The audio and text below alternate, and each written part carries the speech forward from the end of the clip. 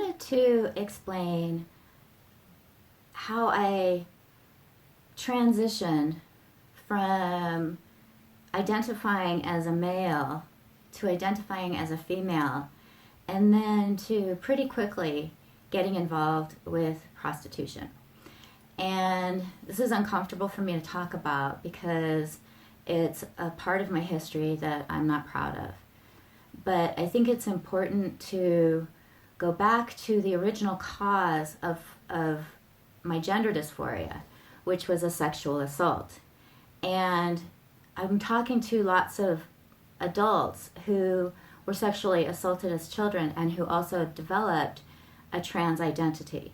And so it's that sexual assault that actually is the cause of the trans identity, because girls, when they're sexually assaulted, believe that if they were boys, they wouldn't be sexually assaulted. And the same is true for boys. A lot of times, boys will feel like if they were sexually assaulted, that they will transition to being a girl, and they'll be safer that way.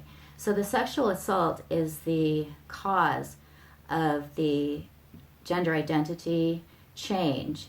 The gender identity change is a coping mechanism. And so for me, and I think for other women, the idea is that if I take on a male identity, that I won't be sexualized. Because in addition to the sexual assault, as I grew up, and as all children grow up, they learn that girls are sexual objects. Our society really promotes the sexualization of girls, especially once they hit puberty. And so transitioning to be a boy is a protective way of avoiding that sexual attention. But then when my gender dysphoria was resolved, I didn't have any kind of a scaffolding or moral background or ethical sense to help underpin my growing sexuality. And so as I accepted that I was a girl, with that came the idea, the false idea, that I was to be sexualized, that part of being female was to be sexually exploited. And so it was an easy transition for me going from identifying as a boy to detransitioning and accepting myself as a girl, to then getting involved with prostitution. And so I have a feeling that there will be people that will say, well, you should have stayed trans. Clearly, by denying your trans identity, you fell into prostitution. Or that you had internal misogyny, and that's why you fell into prostitution, and you should have stayed trans. But what I want to point out is that the reason that it was so easy for me to fall into this very sexualized idea of what it is to be a girl is because I had no ethical foundation or moral background for how to handle sexuality, because I grew up in a sex-positive home. My parents gave me the idea that sex was fun, that sex was something that you should do. There should be no prohibitions on sex because we have birth control and abortion, and we don't have to live with the consequences of sex, so go enjoy it. And that was a message that I heard from the time I was very young, that sex was a fun thing, that you should do it. And so the first time I had a sexual encounter in 6th grade, it was actually with 2 boys. And it wasn't fun, and it didn't feel good. And so I felt like there was something wrong with me, because I had been getting this message that sex was supposed to be enjoyable, and it was fun, and you should do it. And it hurt, and it was unpleasant, and it left me feeling awful inside. But then I felt like if I was going to be a girl, that I had to be sexual, and I had to accept the sexual advances of other guys, and I didn't have the skills to set boundaries. And so I started to basically have sex with anybody who was interested in having sex with me, because I didn't have a sense that it was okay for me to say no, and that there was maybe something wrong with me, because I should like sex. And I thought maybe if I just have more sex, I'll start enjoying it. And that wasn't the case. But then one time I had sex, and the guy gave me money afterwards. And I thought that was pretty cool, because I was probably 14 years old, and all of a sudden I was like, oh, well, maybe sex isn't fun, but I can make money from it. And so I started doing that more regularly. And for whatever reason, I don't know if it was because I was short or because I was young, but there were students at the University of Utah who were very happy to pay me to have sex with them. And I see this as a direct result, not of my detransitioning, but of my early sexual assault where I felt violated, and also of a society which is teaching girls that sex is fun, that you should do it, that you don't want to be a prude, and we're not going to sex shame, and sex is enjoyable, and you should have sex, which is a lot of what we're teaching kids now. Even in schools, a lot of the sex ed now is around the sex positive message.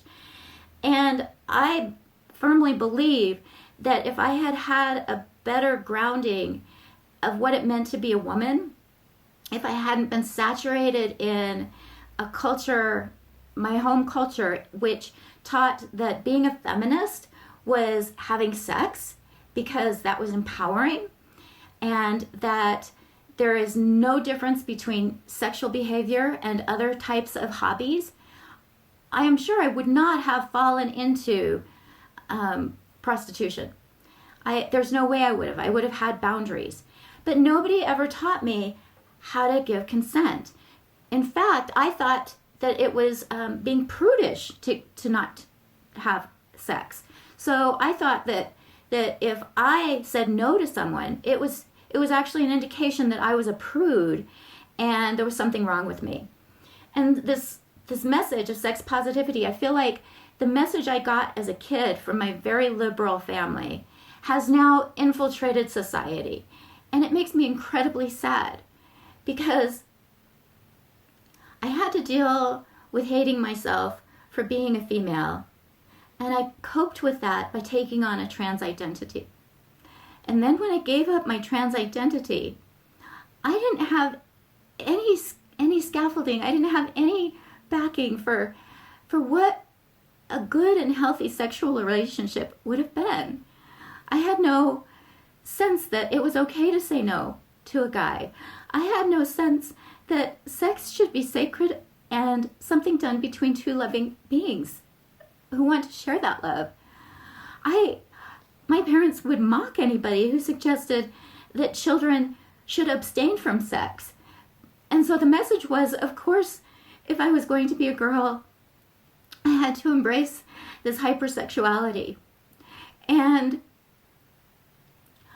for those who are trying to normalize sex work, prostitution, I wanted to make this video to talk about my prostitution because it is not a career, and I can't ever explain how vulnerable it feels to be with a man alone, and he can do anything to you.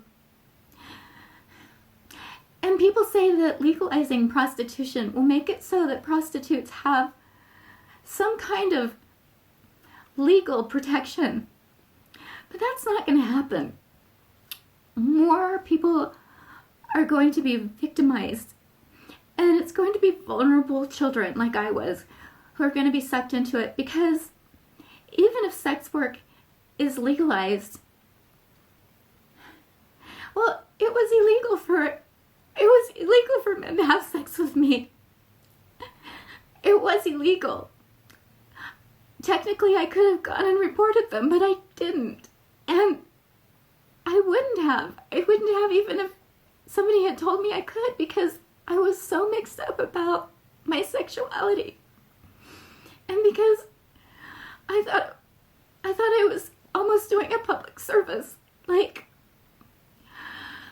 being a good worker and bringing pleasure to these men. And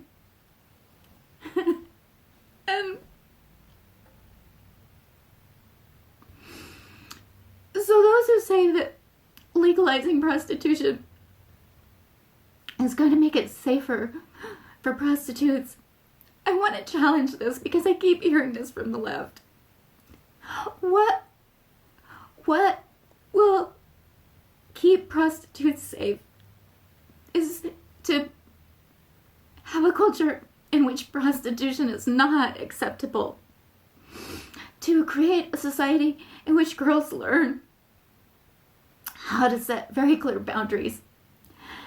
And when we teach children that sex is something precious and valuable and something that you only do when you feel so comfortable with someone that you're willing to be completely vulnerable with them.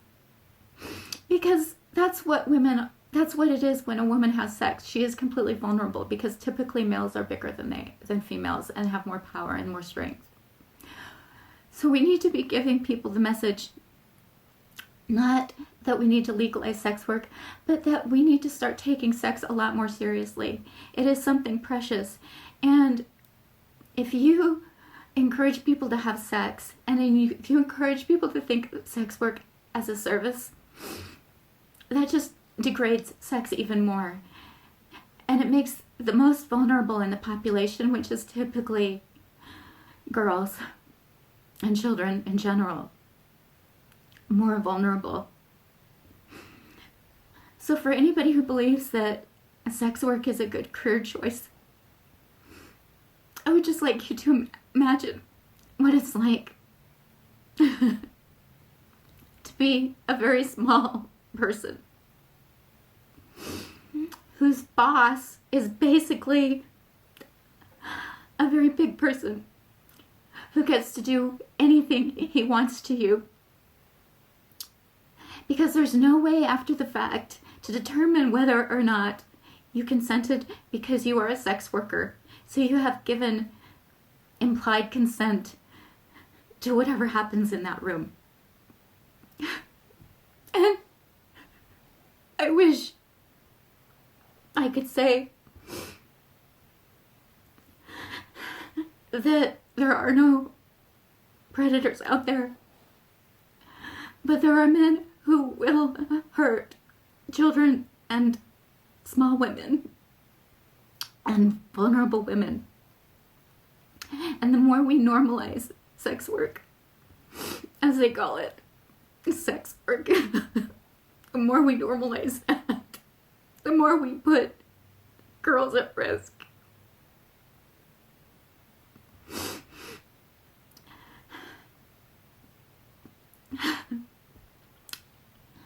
So I really did not want to share this part of my history publicly because it's painful and I feel embarrassed.